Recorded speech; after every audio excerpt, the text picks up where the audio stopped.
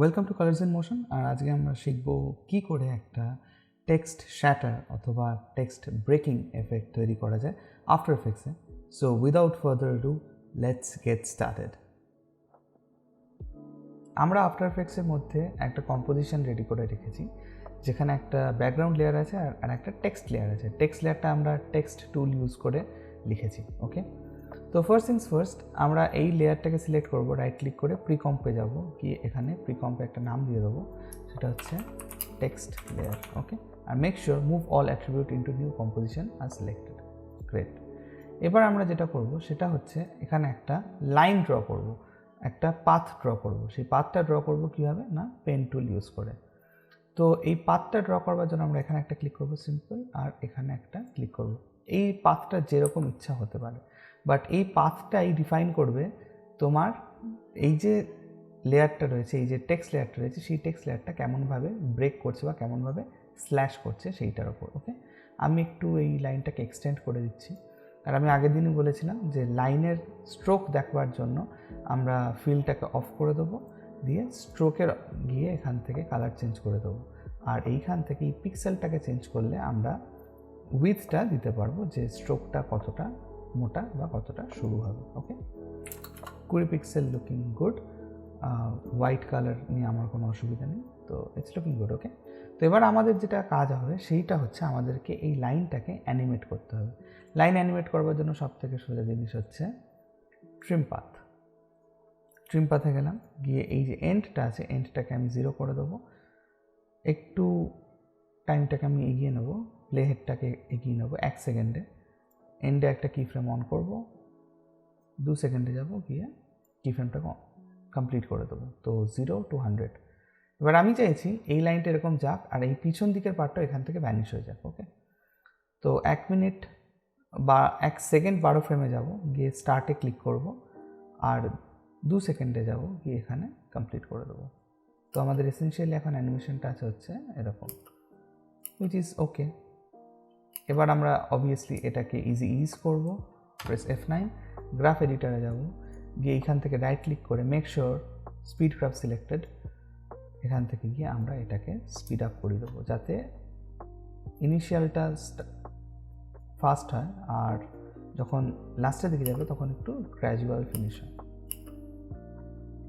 ওকে, এবারে আমার মনে হচ্ছে যে এইটা স্পিডটা আরেকটু বাড়ানো যায়, সেই কারণে আমি সব কটা কি ফ্রেমকে সিলেক্ট করব, অল্ট প্রেস করব, লাস্ট কি ফ্রেমগুলোকে ধরে ভিতর দিকে ড্র্যাগ ইন করে দেবো। মেবি 1 সেকেন্ড 12 ফ্রেমে আমরা এন্ড করে দেবো অ্যানিমেশনটাকে। This is way smooth, way fast, মনে হচ্ছে যেন কিছু একটা স্ল্যাশ করছে। ওকে,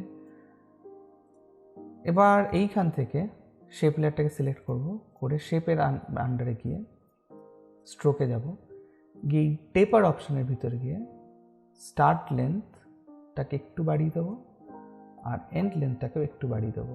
কি হলো তাতে, এই এন্ড আর স্টার্টটা এরকম শার্প হয়ে যায়, তো এটা দেখতে সুন্দর লাগে। অবভিয়াসলি এই ফিচারটা কিন্তু শুধুমাত্র 2020 CC 2020 এবং তার উপরে যত ভার্সন আছে সেগুলোতে আছে, তার আগের কোনো ভার্সনে নেই এই টেপারিং অপশানটা।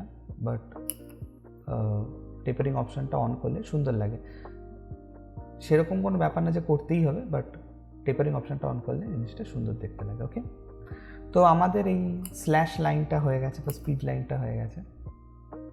আমি স্পিড লাইন বলতে পছন্দ করি এগুলোকে, যাই হোক।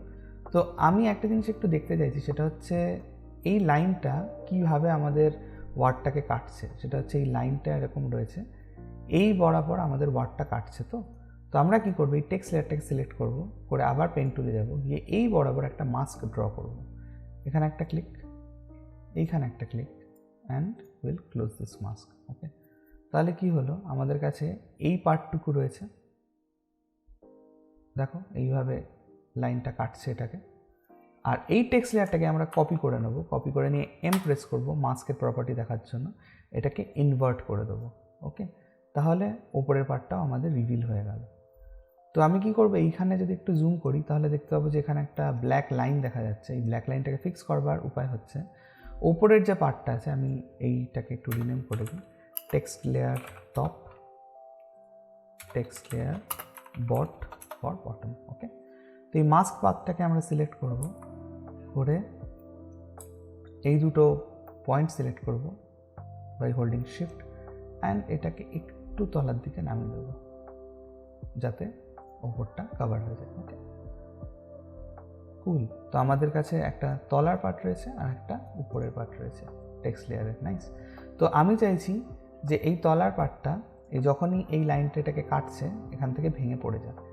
তো সেই ভেঙে পড়ে যাওয়ার এফেক্টটা বা শ্যাটারিং এফেক্টটা তৈরি করবার জন্য আমরা একটা এফেক্ট ইউজ করব। সেই এফেক্টটার নাম হচ্ছে, আগে এফেক্ট প্যানেলটা লোড হয়ে যায়, পিক্সেল পলি, সিসি পিক্সেল পলি। ওকে, এই সিসি পিক্সেল পলিটাকে ক্লিক করে ড্র্যাগ অ্যান্ড ড্রপ,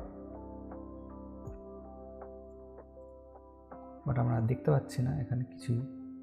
কেন দেখতে পাচ্ছি না তার কারণটা হচ্ছে এইটা, এই পিক্সেল পলিটা আগেই হয়ে যাচ্ছে আর আমাদের স্ল্যাশটা তার পরে যাচ্ছে। ওকে, তো এবার আমাদেরকে এই টাইমিংটাকে ফিক্স করতে হবে।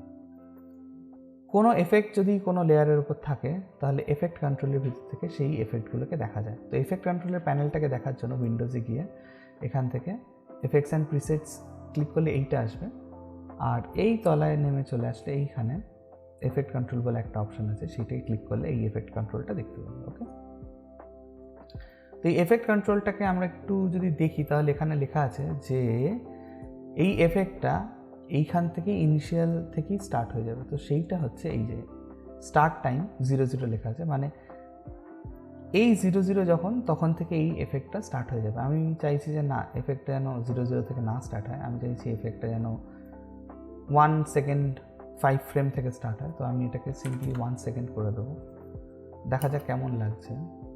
তাও আগে হয়ে যাচ্ছে। তো আমি কী করবো, প্লেহেডটাকে এখানে রেখে কন্ট্রোল হোল্ড করে এই ভ্যালিউটাকে একটু বাড়াবো বা কমাবো, একটু বাড়াবো, 1.24, লুকিং গুড, নাইস।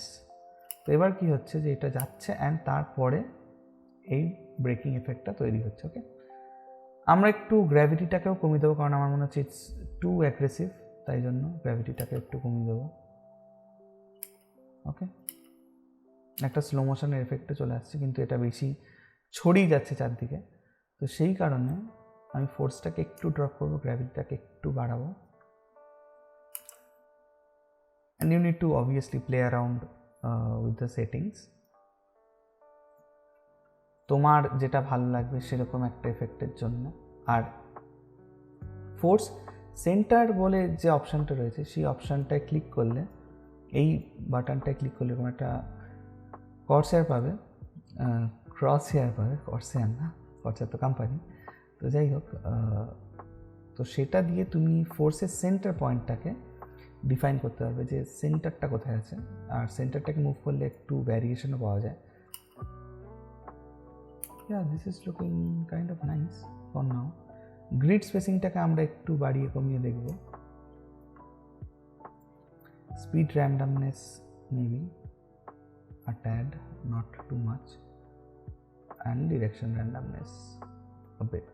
Okay, আর এটা স্পিনিংটাকেও তুমি ডিফাইন করতে পারো, চেঞ্জ করতে পারো, but this is looking nice to me.